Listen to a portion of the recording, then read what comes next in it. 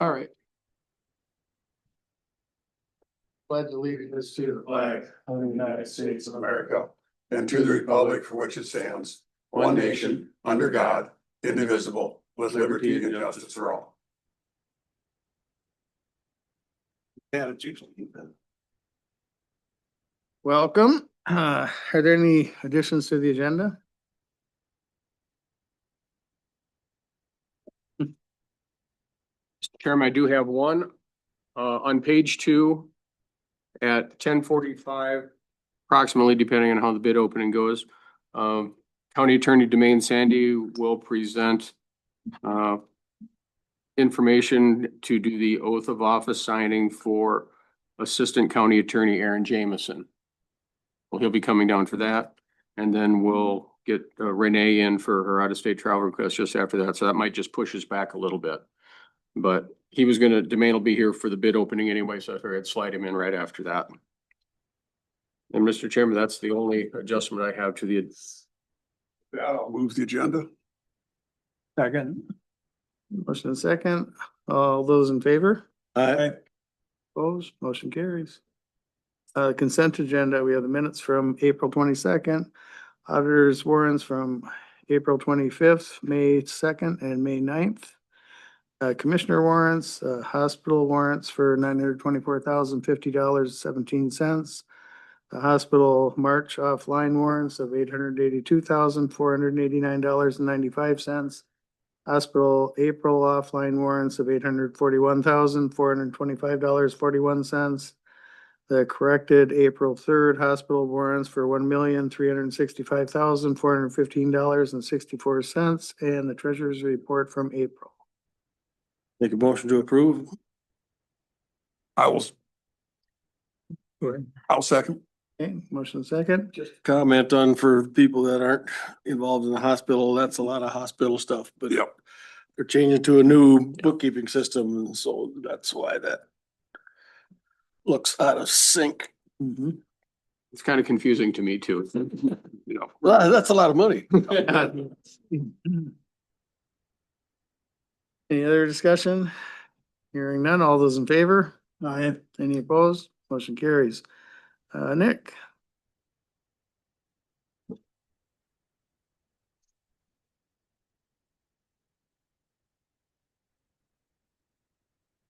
Morning. Morning, Nick. All right, today will be some project updates. And the first update I have is Midwest Contracting Box Culvert Contract number 2. They are nearing completion on that, so that'll be good. Get those roads back open, and main thing for me is they're not doing them in the fall then, so. Next update would be page 2. Both of our overlays we're opening bids this morning at 10:30, so. That's it for project updates. Next up, I have requests to purchase culverts from True North Steel at a cost of $17,295.68. Both orders are riveted pipe. There's a pretty big price swing. We usually get galvanized pipe. There's a product called aluminized. We asked on that, the difference is they last a little longer in acidic soils, but True North Steel said we don't have to worry about that here. That's mainly for other parts of the state. And didn't sound like Contact had that product or had galvanized or wanted to quote it, one or the other, but so that's what the big price difference is there.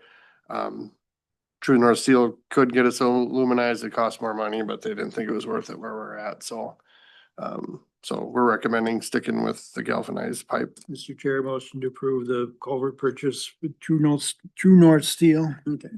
Support that. Motion second, any discussion? Hearing none, all those in favor? Aye. Any opposed? Motion carries. All right, next up, there was a bonding agreement and resolution, I believe in your packet. I think it was like 26 pages or something, full of exciting reading material, but that's just our standard bonding agreement.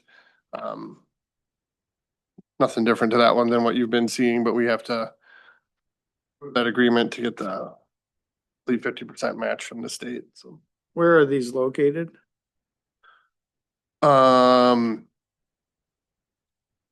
believe those are the two on County Road 15, just south of town. Oh, okay.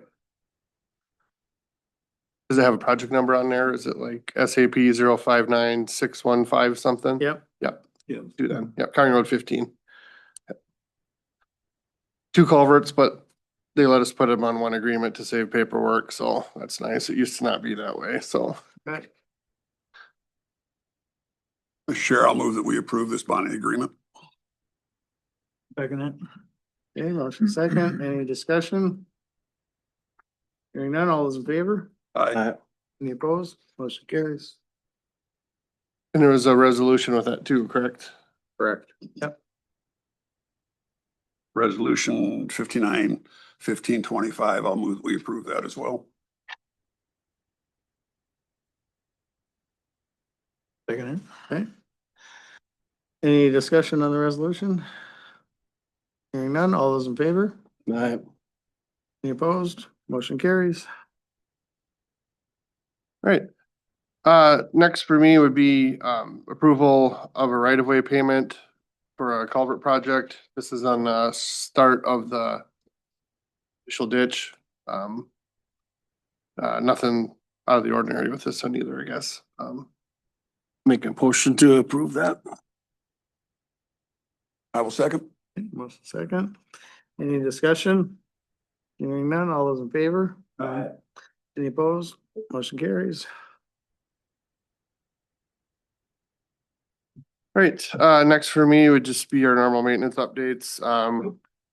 Last month, we finished removing snow equipment, did a bunch of crack sealing and got our new to us shouldering machine up and running, and we did, started County- working on County Road 9. So, You're gonna finish that someday? they didn't work on it yesterday? I don't think, well, didn't look this morning when I passed. Okay, I think they had about 1 day left Okay. as of last Friday, but, No, let's just say that the machine is gone. It must be done. okay. Yep, I wasn't in yesterday, but I think they only had, Mile and a half left. yeah, something like that, so yeah, not much. They did a nice job though. Yeah, and I was pretty happy with it, and it was our first job, so I was willing to accept a little, some learning curve, you know, to it, but I think it went pretty well. Looks like it works good to me, so. Good. So, no, I'm really happy with it, especially considering what we paid for it, so. Good machine, so. All right, well, the only two items I have left would be the bid opening at 10:30. And that's all I have. Any other questions for me? We're good. Here, thanks.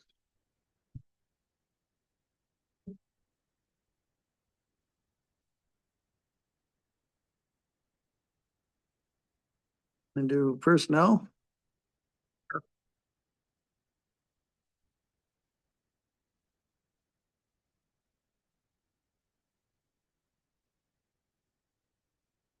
Morning. Morning. So it's been a busy first 3 weeks. We've had staff coming and going. I provided you a personnel staffing update. Right now, currently have 3 open positions that are accepting applications. The administrative support specialist for the extension office. We received Macy Holstein's resignation in early May. She found a better opportunity working from home.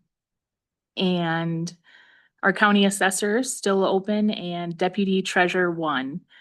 Recent hire did submit a letter of resignation, so we decided to go back out and post for that position. But we do encourage previous applicants to apply. We had some really strong applicants in our first group. Just wanted to open that up for a couple more weeks. We have a part-time jailer dispatcher, Scott Carrolls, who joined us April 28th. And we have interviews coming up for our full-time deputy sheriff position on May 15th. We have 2 internal candidates that will be interviewing for that. And our highway maintenance worker We have 8 candidates that will be interviewing on May 19th and 21st. Questions? Good, thank you.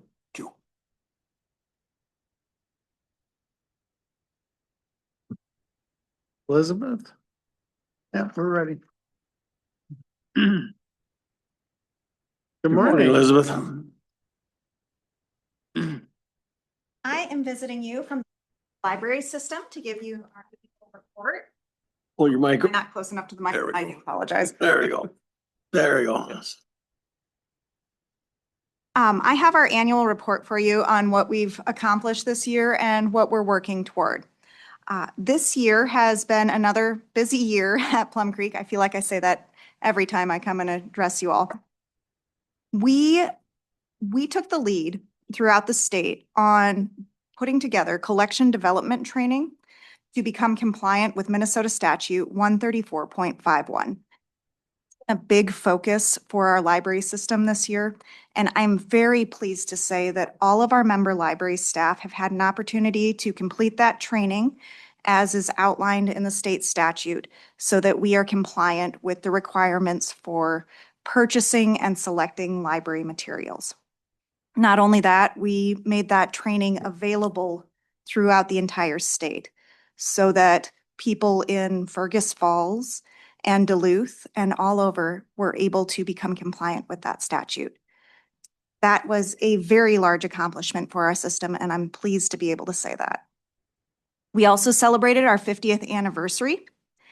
And with that, we hosted a passport program to engage our patrons and encourage them to come and visit all 26 of our member libraries. We had several people complete that program, and we've hung their pictures up at our office. So if anybody stops in to visit us, you're welcome to see those. I know Dallas has been in a few times, so he's seen them. I didn't make it to all 26. And we did tell our delivery drivers that they had to do it on their own time if they wanted the prize. Did make it to all 26 in 2 days. So with that, we did purchase a new delivery van this year, and this has been a really big asset for our organization.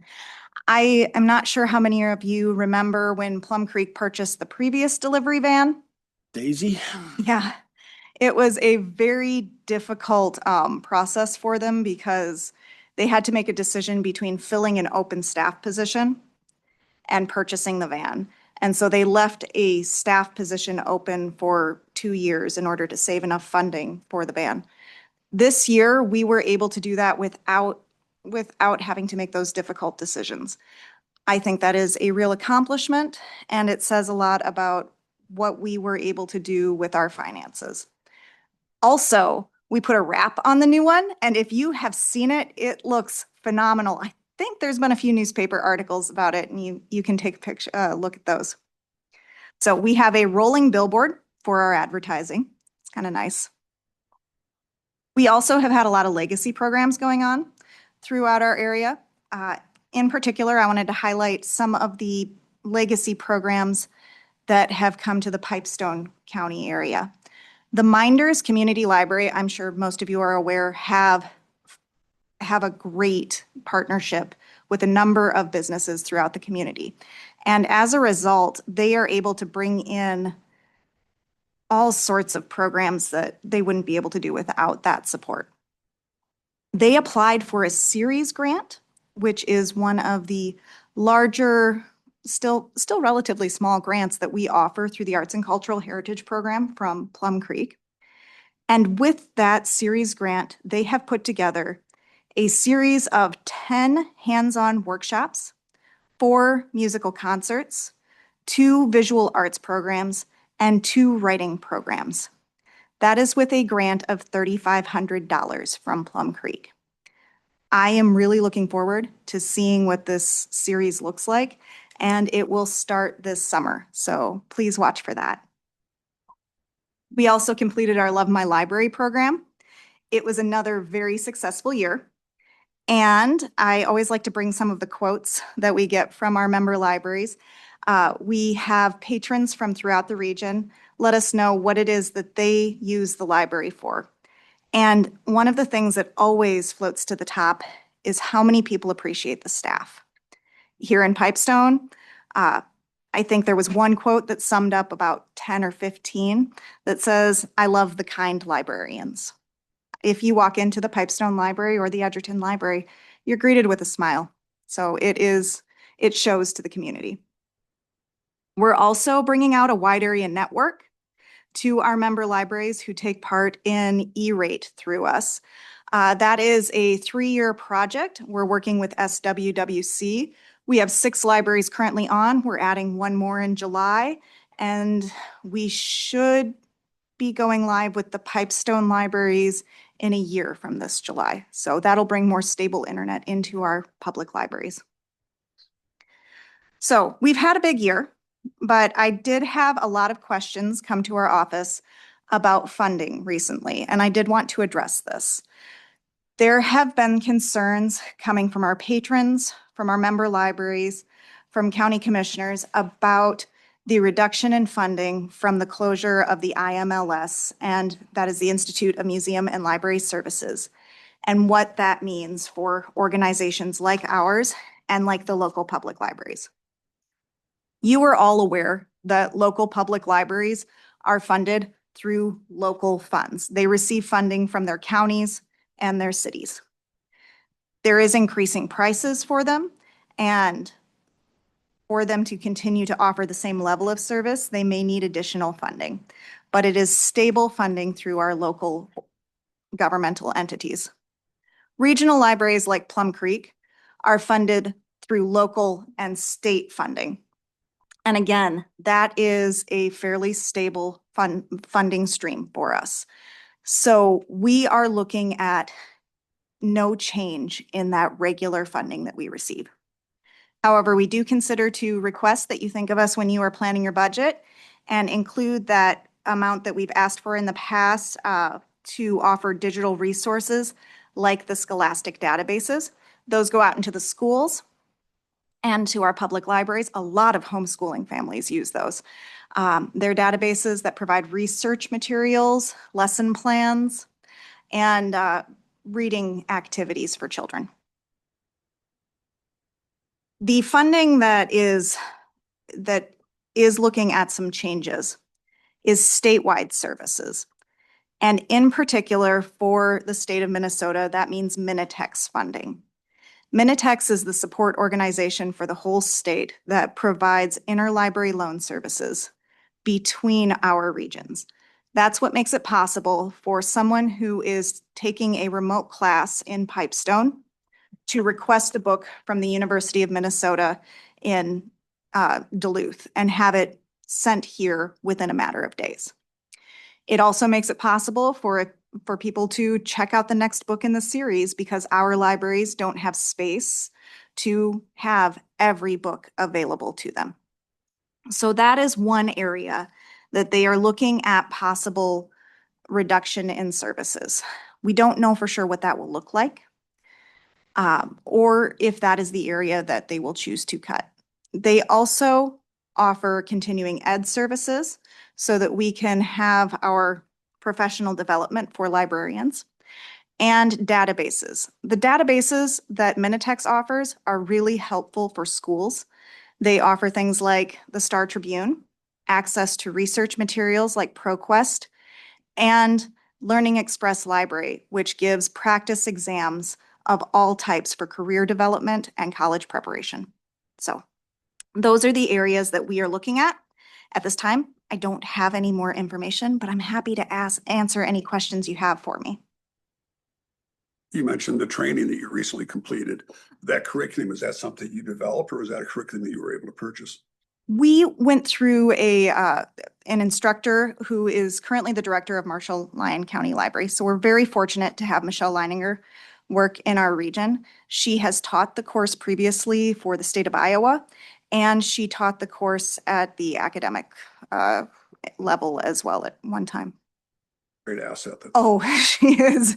It was really nice. I read through the comments from the course, and typically you get a lot of less than positive feedback as an instructor. There wasn't any. Is this the same course that you were talking about at the beginning that made everyone compliant with some law? Yes. And what does that law actually entail? So that's the one that if you saw it in the news when it came out, it was called the Prohibition on Banning Books. It's actually called the Access to Library Materials Law, but I think that's the way it was reported on.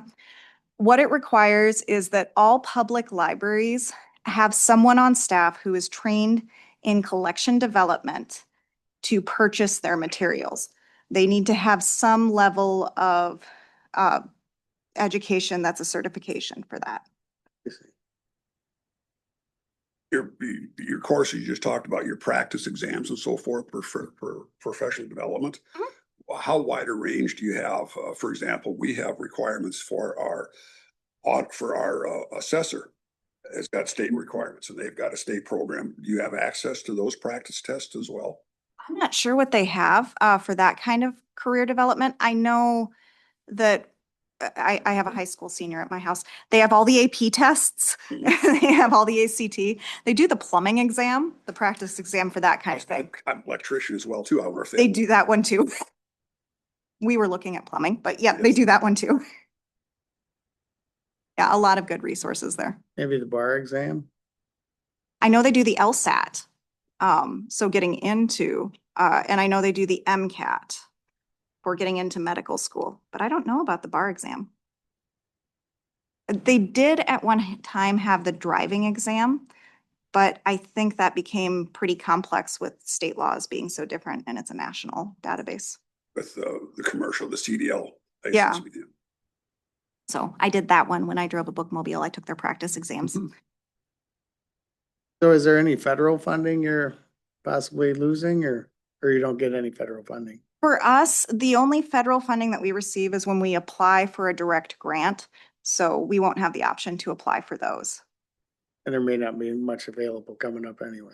Right, that's what we're looking at. We do get E-rate funding, which is what the schools also get. That's a different area of funding.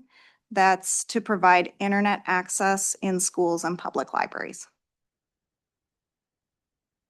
Yeah, I'd just like to thank you for your service to Plum Creek. I think you've been there approximately 5 years, 4.5. this is my 4th time visiting you. Fourth time visiting. You're very generous with the staff, with the compliments and the work, and we thank you for that. Thank you for being open to new things. We did some changing with the reserve that we have, that we can earn more money from interest, and that helps the bottom line for everybody. And she is very wise with the staff and with the board. There's a very big board that works on that. So is there 19 people, I think, something like that? That's what we have right now is 19. 19. So thank you for your leadership in that area. Absolutely. Thank you. Thank you very much. Yeah, thanks for coming. And if you ever have any other questions for me, please reach out. We'll do that. Thank you.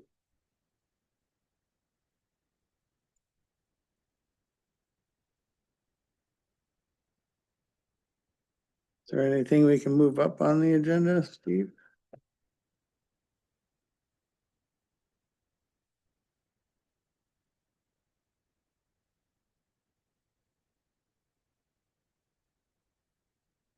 See.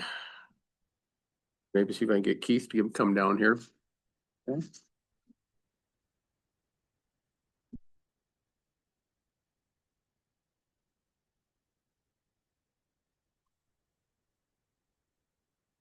Suppose we could do some committee reports as to.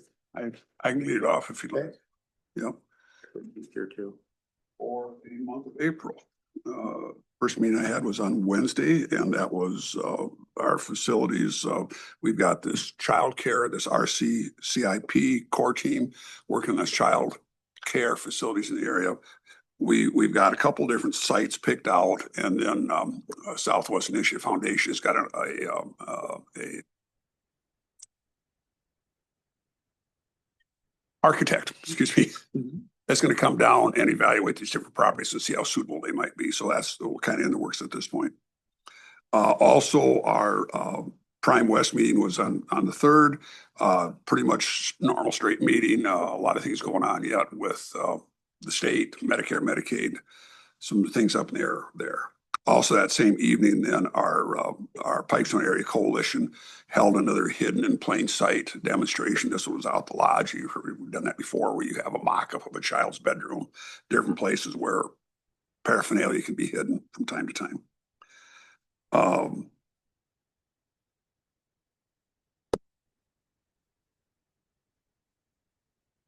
the 8th, we had a quality control meeting up at Alex again for Prime West. On the 10th, we had a Friends of Casey Jones meeting. We've got our annual meeting coming up next week. Is there going to be our annual meeting of Casey Jones? Well, actually, the first thing is going to be this Saturday, the 17th. We're going to have a bike ride starting at Harmon Park. We're going to go out to Woodstock and back, so encourage everybody to come to that. Okay, thanks. Okay, bye-bye.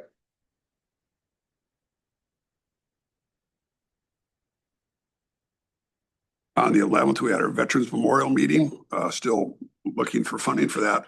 We're going to have an event coming up on Flag Day, June 14th. We're going to have it out at the grounds where the memorial is going to be built. And it's going to be a flag retirement ceremony, a little bit more involved than just bringing them like they did before. They got kind of go through a procedure where you actually, there's a set procedure for actually commemorating the retirement of unusable flags. 14th, we had our hospital plan ops meeting.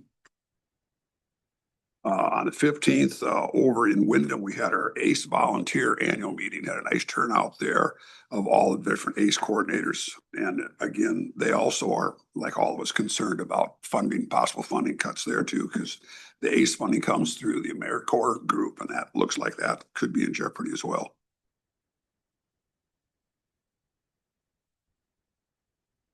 On Friday, the 18th, we had a AMC board meeting. It was a virtual board meeting. Just kind of update on that. As you know, we've got our District 8 meeting coming up here. I don't have the date in front of me. It's in next month. That's coming. June 12th. June 12th. Thank you. On the 21st, we had our SMOC meeting down in Worthington. Speaking of libraries, I think I mentioned before, we had some extra space in our building down there at SMOC, and the Nobles County Library is remodeling. So they've actually relocated into our extra space down there. So it's working out quite well.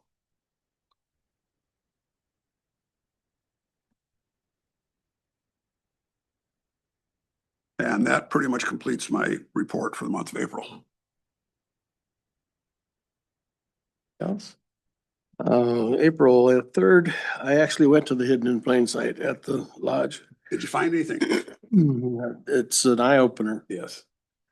Things that are available on the internet to just order. To hide, the purpose is to hide stuff, so. April 8th was a regular meeting. 15th was a big day, hospital board meeting at 1, and a board meeting here at 3, and 5 o'clock the ACE supper.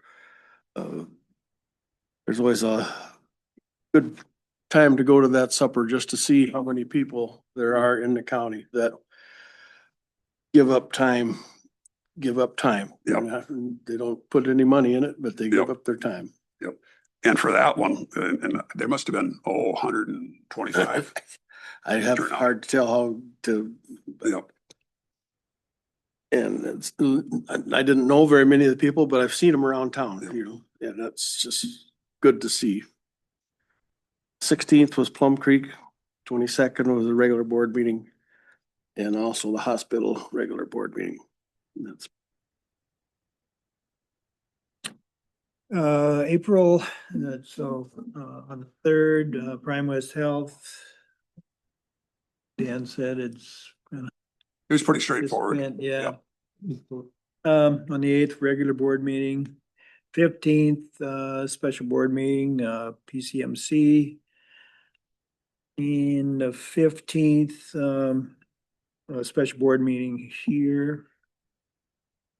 The 16th, Southwest Health and Human Services.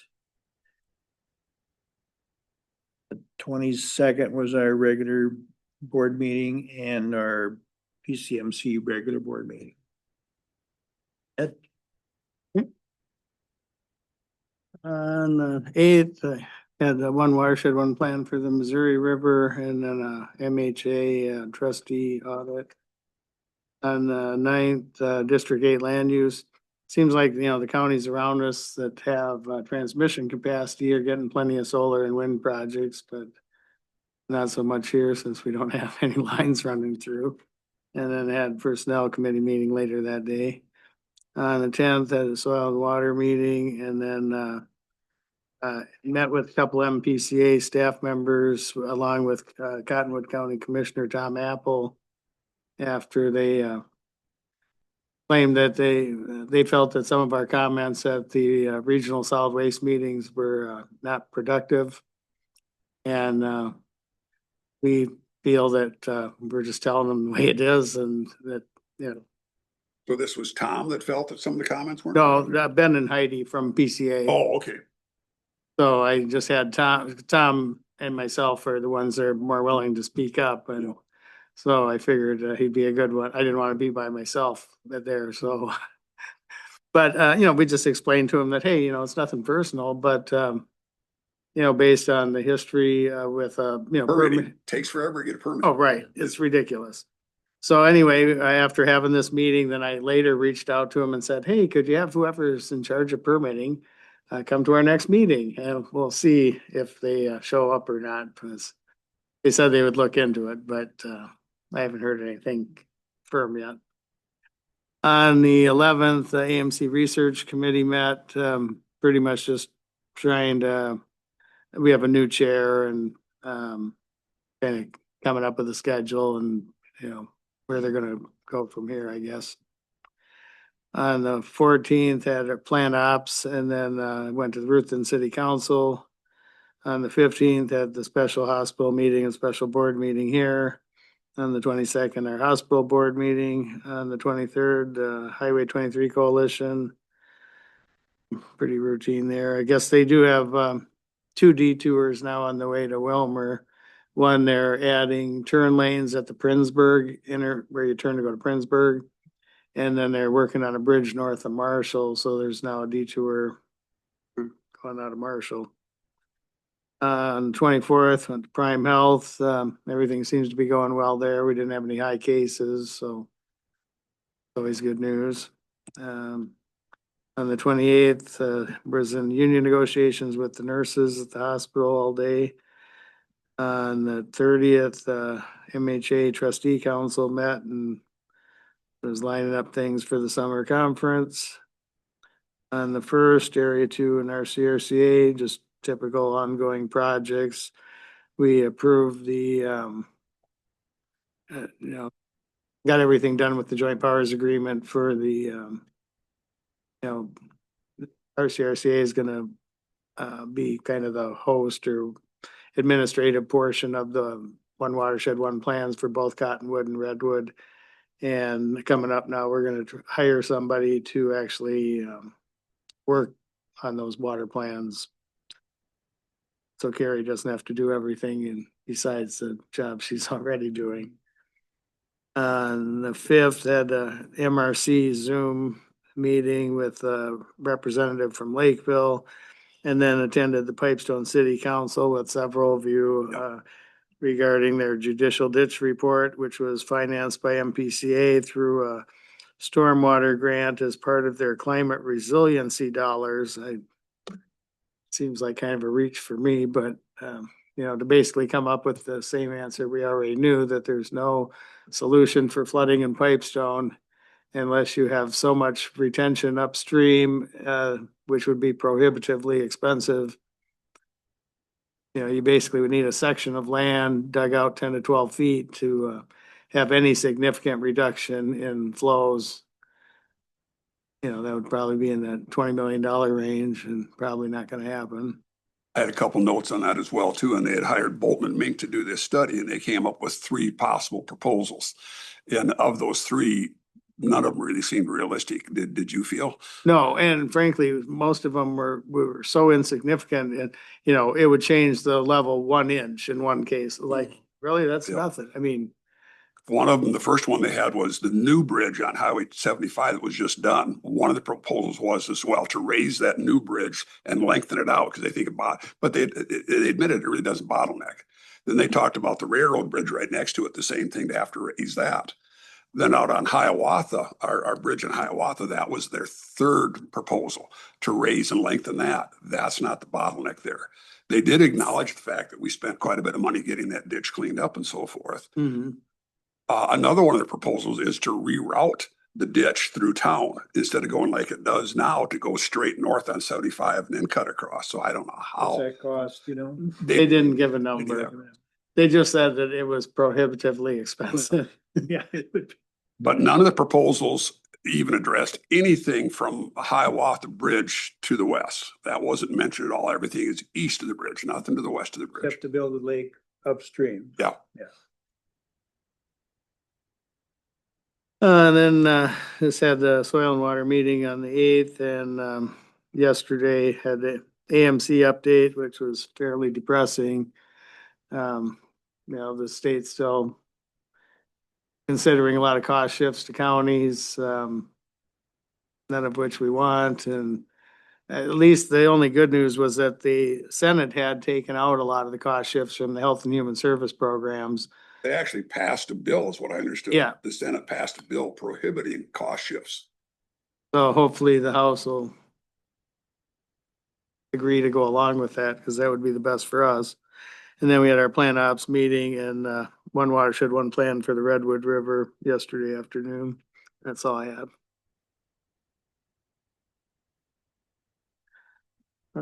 Is there anything else we can? Mike is here. Mike, perfect. This will be the, at the bottom of your agenda packet. Vehicle purchase and information on the Jasper repeater shaft. Morning. Morning.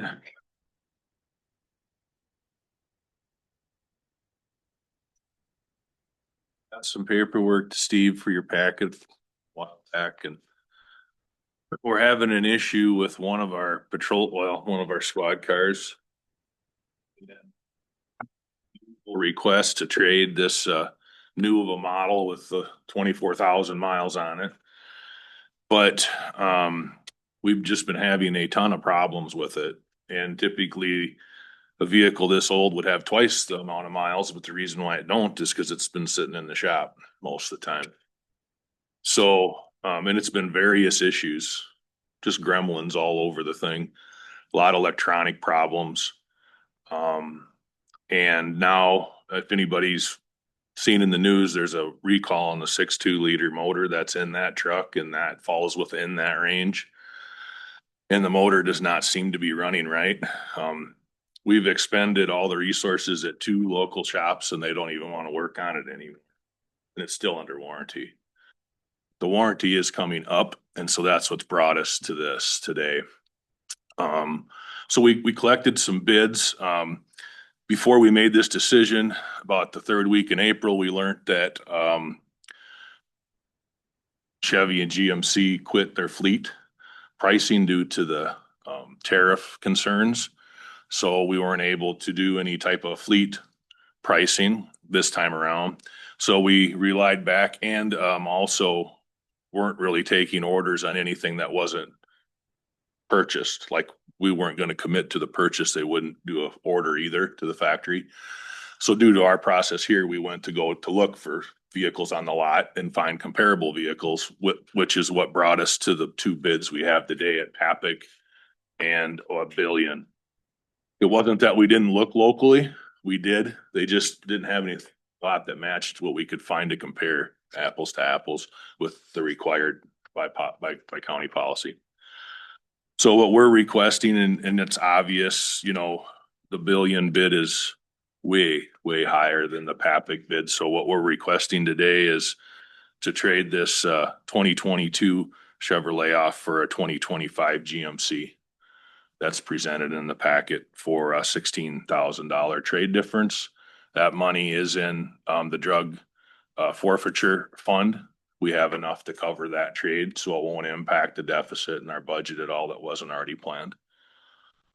Probably lucky to get as good of a trade-in amount as you did. Well, we did, and if you notice the notes on the billion handout, they said right, the notes right on that, to the side, it says, has 6.2 liter recall, no fix. Yeah, Right. I see that. And so I think that's a lot of the price difference between the two is billions, like, we're not gonna take that on. And Papick is one of the dealers that's been working on this truck. When Dolls expended what they could do out of it, we took it down there, and the shops have pretty much just given up on it. Doesn't GM, like, they go higher up to a rep or something, and So- what do they say? We're told that they tried that, both service managers tried that to no avail, according to them. When we used to be able, when we got fleet vehicles before, every dealer or every company had a contact for law enforcement, right? Mhm. When we did the Crown Vics, when we had the Caprices, we had someone in the main office we could call that was specific for that. But now that that doesn't really exist anymore, specific to law enforcement, we don't have that contact anymore. So like, we would normally call that person at Chevy and, hey, we're not having any luck here, you know? But even the dealer, Get us- they always have, if they can't do something, they always go higher up to the, Yeah, and we're not having any luck with not doing that. it. Huh? Yeah. Which dealer did we buy this vehicle from 2 years ago, 3 years ago? I knew you guys would probably ask that. It was in, I don't want to speak for sure. It was a dealership, in the suburbs up in the cities, but I Oh, it don't was- remember it was which. also- Burnsville? It seems right, or Burnsville or Golden Valley or something Yeah. like that comes to mind. I just don't have it. I didn't get it. So. That was off the state pricing. Well, it was the same situation where we could fleet order then, so we were fleet ordering. And so the fleet pricing from dealerships comes back to about the state venture, yeah, your state cooperative purchasing venture stuff that we use. They were hard to find at that time. We were having a tough time finding vehicles, so there again, we were down to searching lots of stuff on hand. So what motor will be in this new one then? This one will have the 3 liter Duramax diesel. That's, you have the one in yours. I've got one right now that's in mine. I got 60,000 on it, and Okay. it's ran good. It has good reviews. It's a fairly new motor. But they've made changes the last couple of years. So I think the motor, I think it's about 4 or 5 year old motor. It's that smaller Duramax. And, well, it's not exactly proficient for everyone in our profession, because you need to have the right place to park it in the winter and such, you know, but that is the case with who would be assigned to this, so. Mr. Chair, I'll make a motion to approve. It's too bad it's a bad situation. You know, we shouldn't have to retrading yet, but I can see their issue. They got to get out of it. Right. Our biggest fear is for just further discussion is that we're gonna all of a sudden have a $15,000 or $20,000 or $40,000. I mean, I would hate to see what we would have been billed to date. Like I said, I mean, this thing would have twice the miles on it if it was actually usable. So if there's problems with it, a certain thing, if the warranty runs out, they're just gonna cut you off. Yeah, well, there's so many things they've worked on from, But I mean, they should continue till they get that fixed. I mean, I would agree with you, but we've basically, like, the service people are like, we don't know what else to do. Yeah, no, and that's why I'm saying that. Okay. I'll support that motion. It's, get rid of that dog. Yeah. You had a For lemon six- law? For 16 grand. You try lemon law? Yeah, we should, right? I mean, it really needs, what it should be is taken back, and they should give us another one, but Yeah, it's just really. not. So in essence, for 16,000, we're going to be able to trade up 3 year new vehicle and get rid of this lemon. So it could be worse. You go up 3 years and 24,000 miles. Yeah, it could be worse than that. So And when I didn't write down what we paid for this truck originally, but we're not far off that with our discounts of what we're getting for it today either. I think if my memory serves me correctly, when we were doing this, I did the math quickly, it was like 35 cents a mile. So that's pretty decent. Yeah, I mean, this thing is there, but it's. Any other discussion or questions? Not, all those in favor? Aye. Opposed? Motion carries. Then on the Jasper And, I don't know. The company's, it's broadband, vast. It seems like it changes quite frequently. Blue Peak. Mhm. They have the service in the city of Jasper that this building you see in your photos has been there over the years of the different companies that provides the cable, whatever service to the city. I don't know the year, but I'm thinking sometime in the seventies, we put an antenna on that water tower and we've been paging from that ever since. And we've been utilizing, I don't know if it's been this building the whole time, but a structure, this one for quite a long time, as you can see. And they've done an update within the city that now they don't need this building there anymore. So they're gonna, thank goodness they went to City Hall and asked if the city was interested in it, and then they called us right away. Cause they're gonna cut the power to it. There's service, you know, obviously it's power. You can see there's an air conditioner on there, which needs to be there for our equipment too, and it was for theirs. They wanna abandon this building and the site altogether. The site itself is under an easement to the property that goes, it's actually to the city. And it's, I'm told, goes on forever. I haven't seen the agreement. I don't know for sure how that sits. And their legal department right now, Blue Peak's legal department, hasn't got back to me yet, but they're trying to figure out what they can do to just, if we'd be interested in just taking that building over. Obviously, we're in the building frequently. Our equipment's in there. We will now have a electrical charge. We didn't pay any rent before.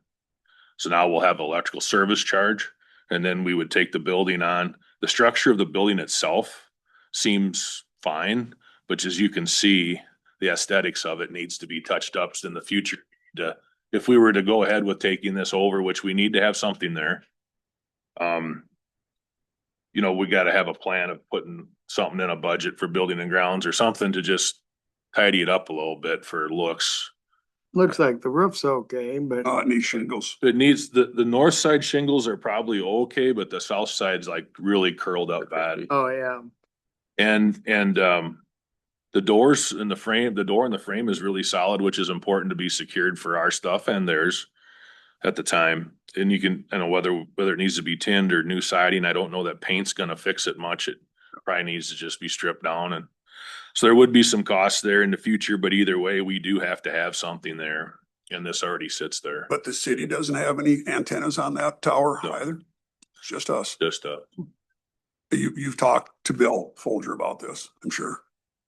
I have not talked to Bill about it, no. Interesting to see his take on it. It's just it's a Repeater. repeater for the radio system, so Bill doesn't Yeah. really have a lot to do with this. I pretty much deal with the stuff for the repeat. Yeah. There's battery backup system, there's batteries in there, there's a repeater, an MTX 3000 Motorola. And it's part of our simulcast paging for VHF for the first responders and fire departments and ambulances, and the county's taking care of that since, Yeah, forever, basically. since the paging was in, Mhm. you know, what's Yeah. all procedures. So, you know, we have a site in Edgerton that's at the water tower there, but that water tower is, a pedestal water tower, so all of our stuff is inside that. And then we have our other simulcast tower in the county is on the Armor Holland Tower on County Road 18. And that of course has its own building that all our stuff sits in. And then at the hospital is the other one here in town, which then of course is on the water tower and goes into a room into the hospital. But this one is pivotal in order to get into that area of Jasper, so it's not like we can just abandon the paging. And to find somewhere else to go in town is, the water tower is the best option, so. Years Mr. ago, we Chairman, did talk about putting this on the Hardwick Tower. But since Jasper's sitting in that bowl area, it would not have been effective, so. Cause it works really nice to have them on the armor towers, cause they're generator backup. They're climate controlled situations, you know, that's really nice. But this is adequate for what we need. I'm not sure where the water tower is located in Jasper. Is this physically in Pipestone County or in Rock County? Pipestone. It is Pipestone. It is basically on the east side of the old school. It's on the, Okay. if you considered the old school block, property is old school, then. That's that gymnasium, the old school gym. And obviously I don't understand if the city owns the property the water tower sits on, or if that's part of this lease that goes forever. I'm not positive. I figured that once we get the stuff from Blue Peak, legal stuff, we'll run it by domain and if we wanted to move forward with it, but But right now, he said Blue Peak actually owns the building. yeah, the structure itself or whatever there is today that, takes care of that stuff. It might be changing again. Yeah, you know, there's been a lot of names and sometimes you talk to someone and they still consider themselves vast. Right. Technology, that was in there too. Prairie Wave and The word Blue Peak, cause I'm not sure, but.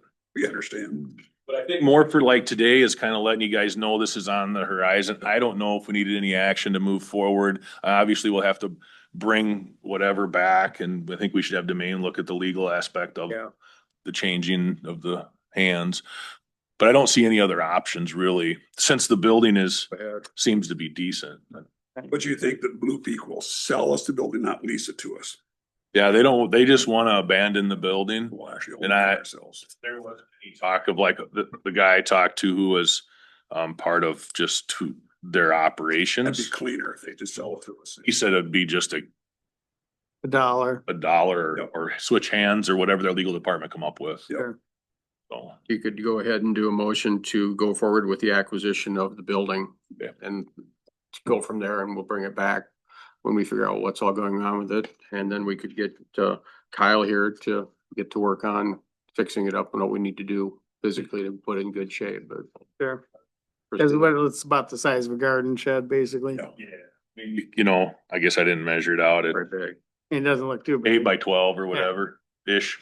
And like I said, then we will eventually have a monthly service fee for the electrical there, but to our knowledge, no one, that's what I did ask Bill about, cause sometimes some of those bills we share.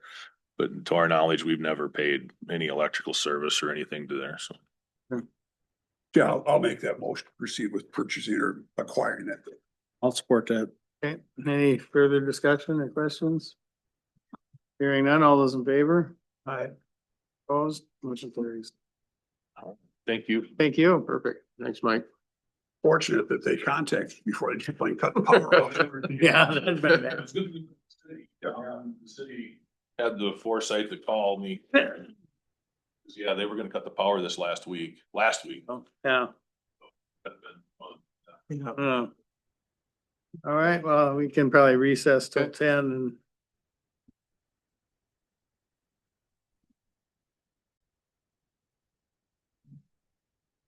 All right, Amanda. Good morning. Good morning. Morning, Amanda. We are here to do the public hearing for a new home abatement application that we had received. Have a motion to open the public hearing. Who moved? Second, Second, all those in favor? Aye. Opposed, motion carries. Hearing's open.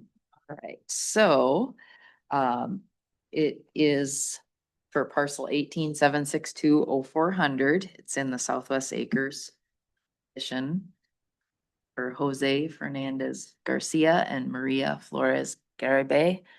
And they had submitted an application early on with some plans, changed their plans, so I have provided you with the newest plans that they have. And most recently, we received the building permit yesterday from the city of Pipestone. They are to apply for their building permit in phases. So their plan, so if you see the building permit, it's for the footing and foundation. And then later on, they will do the next phase.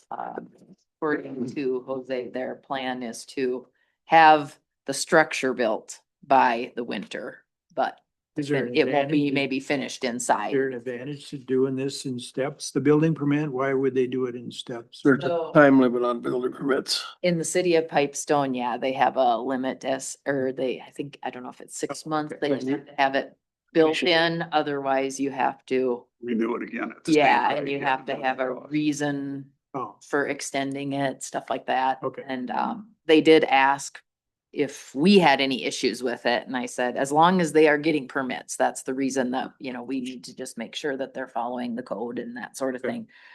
We don't necessarily have any guidelines as to a time frame for it being completed. But that is, main things I can think of as far as with this situation. But But and the assessors did drive by and nothing's happened.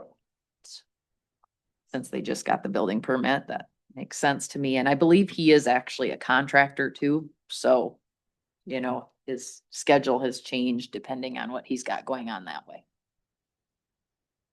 So to refresh my memory, we had already approved the tax abatement for his original plan. We haven't done that yet. So this is the first one. Actually, he had changed his design plans prior Before we to. brought it to us. Yeah, he had brought the application, but we hadn't did anything with it because he started it so early on that I kind of had it sitting on my desk until we were gonna get close to an actual building permit. Yeah.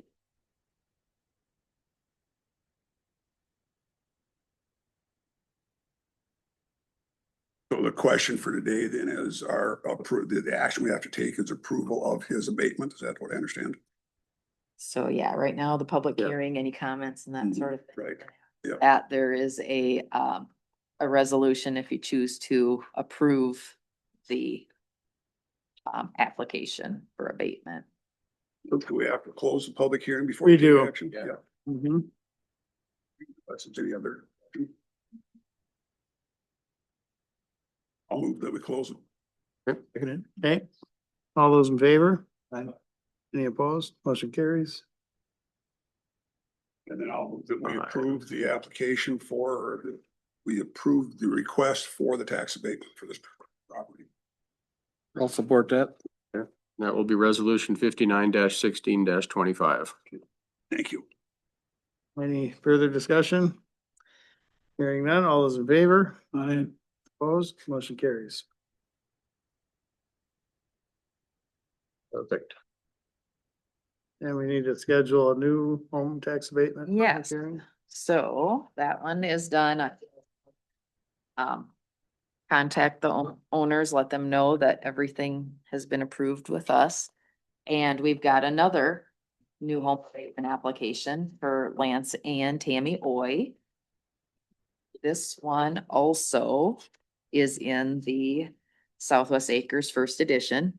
Currently, it's still in the EDA's name, but that will be changing applications from the Oys.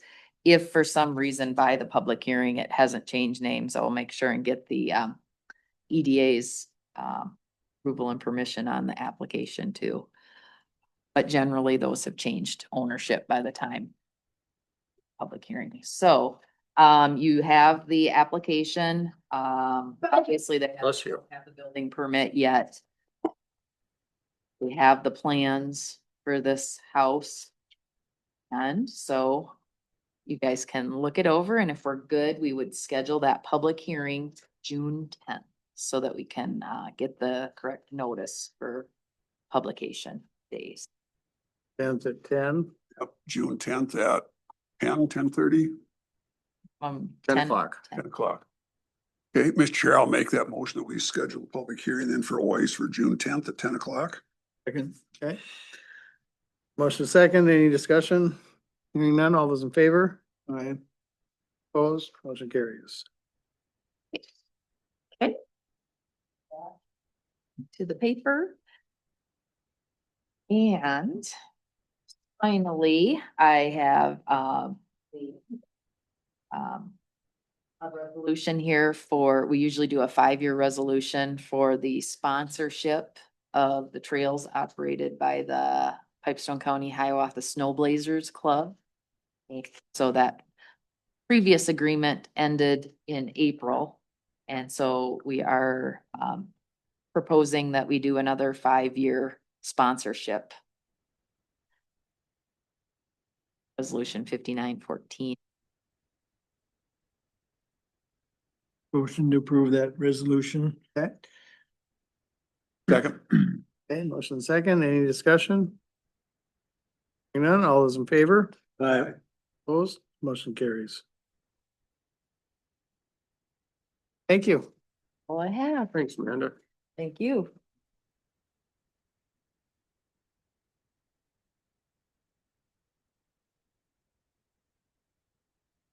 Presume the public meeting is time sensitive. It'd be best if we waited probably. Yeah. Okay, Wait a few minutes. then I guess we'll recess till 10:15.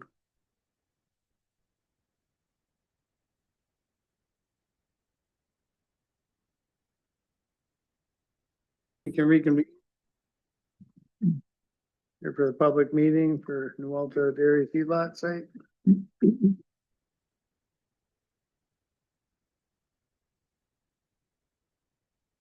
Morning. Morning. Trevor Eckel and John Vanderwall here, for a feedlot public meeting. We sent notice out to the neighbors, put it in the paper. They're proposing to put up a 560 animal unit, heifer or calf site basically. And I'll let them guys explain what they're proposing to construct. Gonna, either one of you? So we're gonna do two monoslope barns, one that's 50 by 420, one that's 60 by 4. No.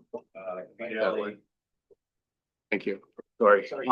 Feed alley down the, covered, and then, it's gonna be calves that are pretty much from weaning to 6 months old, so 200 pounds to 500 pounds.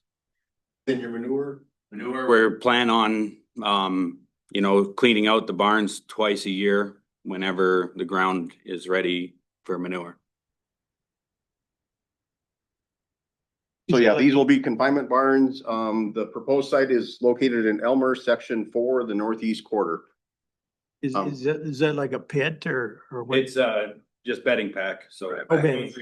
Okay. It'd be a concrete bunker for the manure. Okay. Yeah. Where is this site compared to the dairy? Mile and a quarter south, Of course, south of the dairy, okay. west, little west. So it's not part of the dairy. It's considered a separate site, being that it's more than a quarter mile away. And it meets all the setbacks for, Yep, there are no neighbors, within a quarter mile. So the county would require a quarter mile setback from the nearest neighbor, for any site less up to 800 animal units. So it does meet that setback requirement. They have a manure management plan, and, having a confinement barn with a manure bed pack that's concrete, really reduces any runoff of concerns also. I have not received any comments or concerns from neighbors or the townships either, so. Well, thank you for your investment in the community. Absolutely. Yep. And also the thoroughness of jumping through all the hoops and doing it correctly, very much appreciated. Looking for a motion to approve? You don't have to, there's no motion. This is just a public Information, yeah. process for your information. Okay. It exempts the public from petitioning for an environmental assessment worksheet for the proposed site. So it's more of a legislative requirement, but it's an opportunity for the neighbors to have a voice their concerns or bring concerns to the attention. So it's a good thing. Mhm. A lot of times there's no comments, but it's always good just to think there might be. I didn't quite catch the manure plan then. They've got plenty of acres to spread on. And how is that your own property or are you contracting out to people or?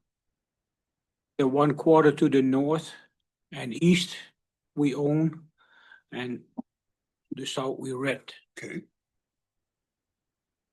And then you guys utilize Central, correct? Or do you do it yourselves? Do it We ourselves. kind of do it ourselves. So they need a manure management plan. The one for the main dairy is submitted to the state annually. And then like this one, we'll be doing, occasional spot checks. And then they need to have records of how much and where the manure was supplied. right. To stay compliant with the rules. And all their manure handling is liquid? This will be dry. This will be solid. We Yeah. have some solid at home too, but. We have already a neighbor indicating that he's interested in that.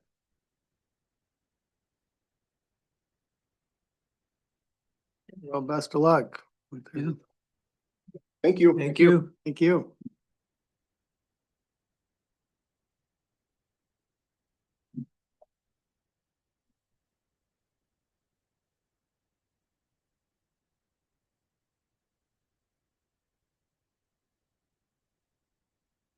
Guess we can recess till 10:30.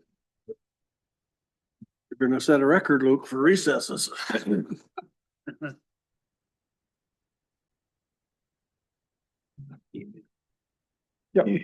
Reconvene for the public bid opening.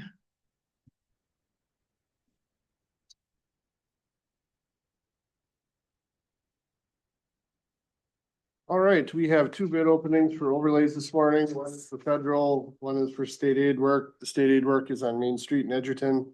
There it is on its way from the auditor's office.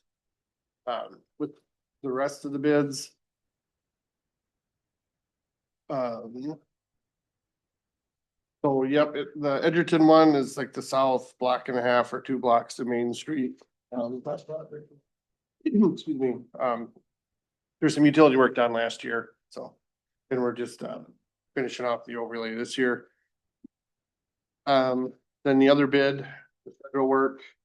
That's on our County Road 18 and it starts by John Deere in Edgerton and it heads north all the way to County Road 8. These two close proximity, but we kept them separate because it would federalize the Edgerton one and then you come up with all other experiments federalizing that. We didn't want to do that. Will they do ADA work in Woodstock then? Part of that? I don't think there's any that need to, Or they don't have to? right, There he is. last year. Thank you. Last year we had that. We did some work for Woodstock. We did that last year instead of this year because that would have federalized the Woodstock work and they would have had to upgrade all their sidewalks and ramps and Okay. everything. So that's why, That's why they did it last year. that's why we did it with the state aid overlay last year. Okay, We just, I mean, these small towns can't afford the stuff that they have to do, so. right. Side streets in Edgerton got done yesterday, so we don't have to worry about that. For paving? Yeah. Oh, okay. So everybody's asking me when Main Street's gonna be done.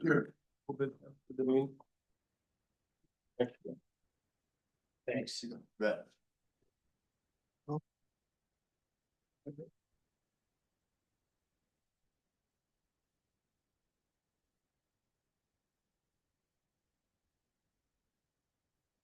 So looks like.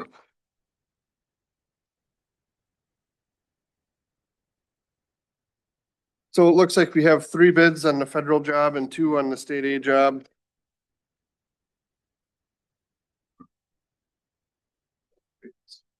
So. First bid from Knife River out of Sauk Rapids. That's for the federal. That's for the federal job, yep. And I should also mention that we did say the bidder for the state aid job doesn't have to. They can withdraw their bid if they're not the low bidder on the big job, so you know, if that happens. We did put that in the proposal, so.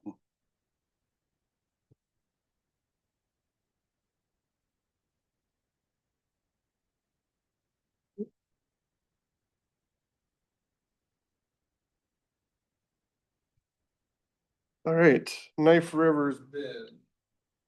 $2,639,404.49. $2,639,404.49.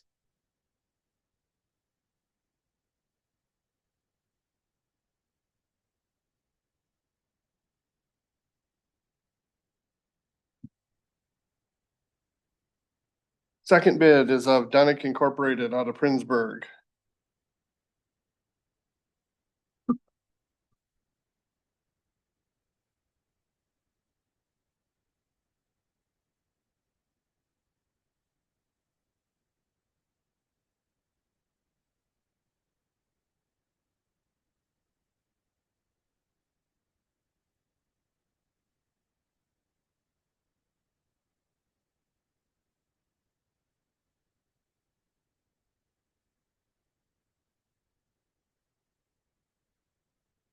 Clear bid, $2,647,683.67.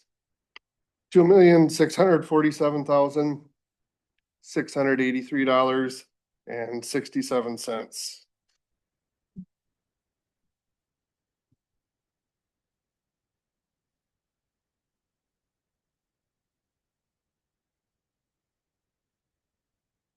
And the last bid on the federal job is from Central Specialties out of Alexandria.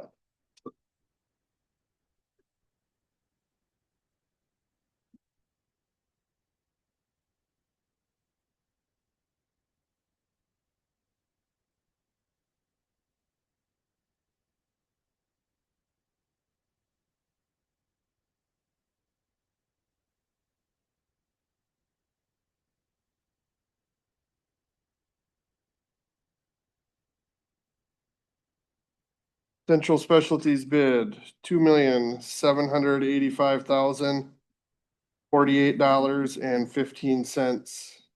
$2,785,048.15.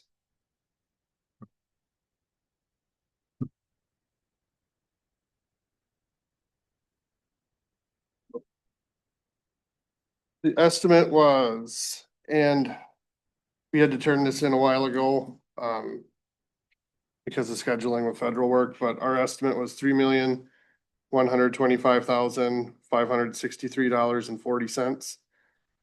$3,125,563.40. Yep.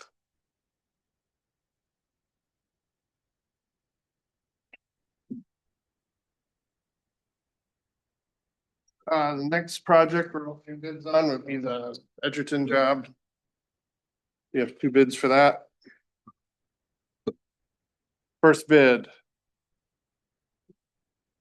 from Dunick Incorporated.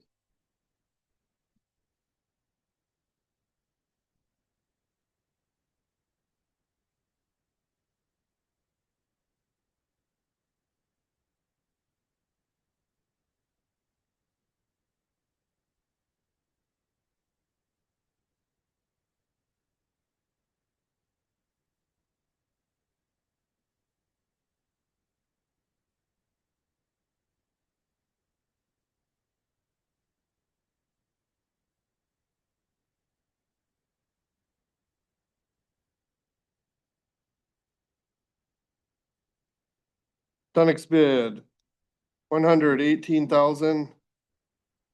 It's $118,845.20.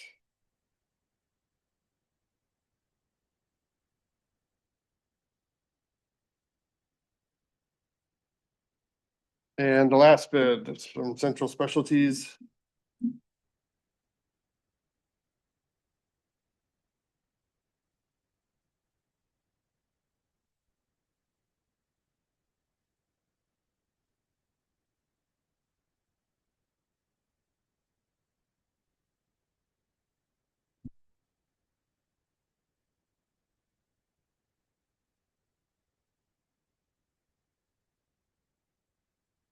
Central Specialties bid, $119,636 even.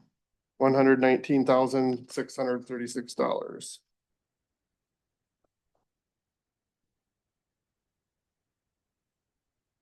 And the estimate we had on that was $72,209.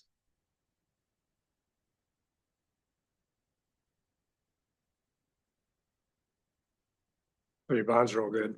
Okay, good. Federal job, we can't officially award it. We need to get state approval. But I suppose you could, award contingent on state review. So that we would keep the ball rolling on that one. Which I would recommend on that. And then,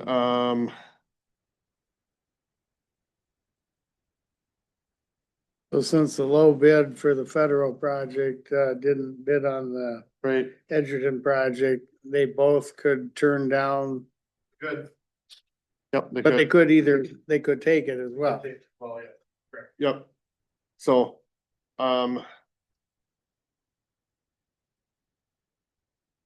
Based on your estimate, they might.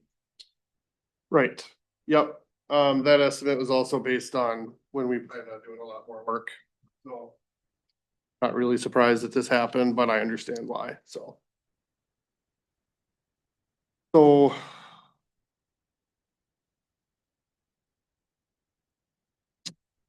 Can we recess for a few minutes so I can look at these? I think I want to award, but I want to look at a few things. Sure. Okay, all right, We have other things we can do to. sounds good, thank you.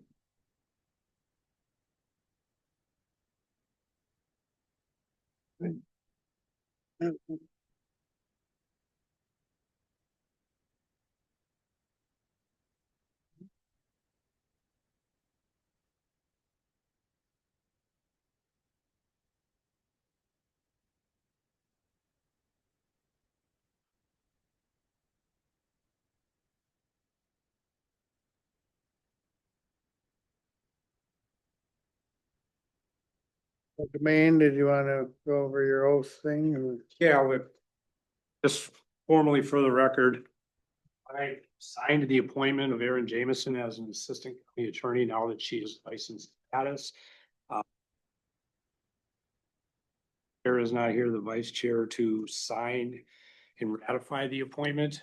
That's get her signature, get it notarized, get it filed in the coroner's office, and she is. Remove that term behind her name we've had since last August of supervised practitioner. I don't think we need official board action, we just need the signatures. Okay, no action, okay. Where I am, who is the vice chair? I am Luke. Didn't even realize that, Luke. That's okay.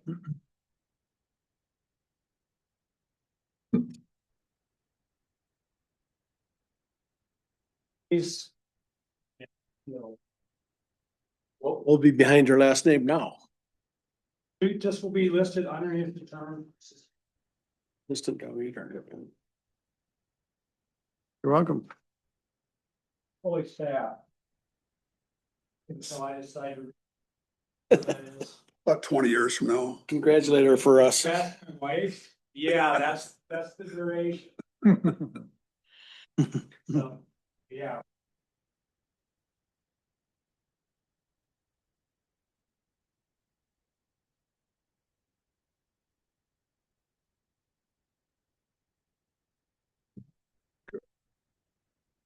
Awesome. Okay, well, thank you much. Thank you. Thank you. Have a good day. You too. Renee? Good morning. Morning.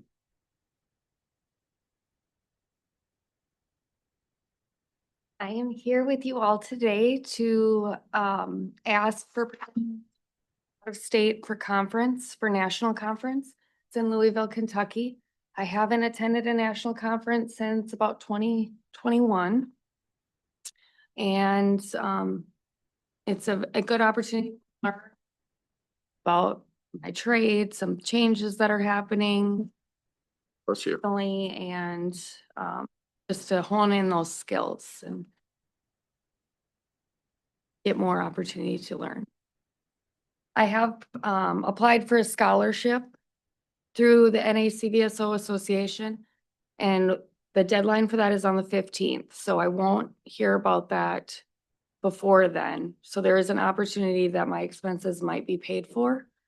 But otherwise, I do have grant funds from the state to use towards these expenses to travel. So it should not be too much of an expense on the county. Mr. Chair, I'll move that we approve Renee's application for out-of-state travel for this conference in Tennessee. I'll support that. Kentucky, isn't Kentucky. Yeah.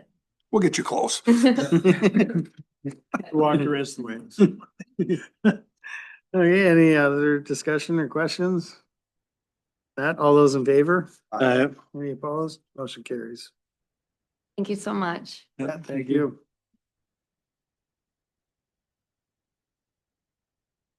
There you go. There's your signed document. Mhm. That, I guess we can recess until Nick returns. Yep. All good.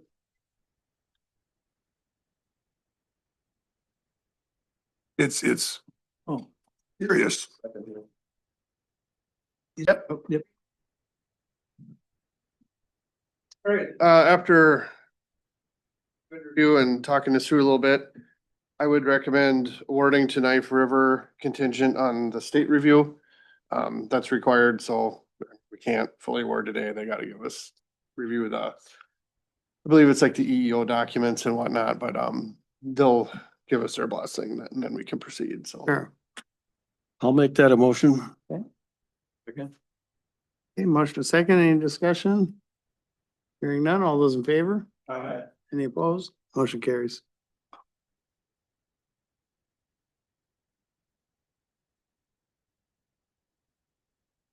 Right, and then the next one, I would recommend, awarding to the lowest accepting bidder. The parent low is Dunick, but they do have that option to withdraw their bid since they did not get the federal job, so. In which case I would like to offer to Central Specialties. You know, if Dunick, doesn't want it. We looked at their bids, they're virtually the same, which just makes me think our estimate's off. I think it would have been better if it was, if we had more state aid work, but the funds just weren't there this year. I'll make that a motion to approve Dunick. I will second. Or to approve Central if Dunick Yep, turns it down. yep. To award to the low. Dunick, for Dunick first. It's accepting bidder, I guess. Yeah. Yep. So it could be that neither of them accept.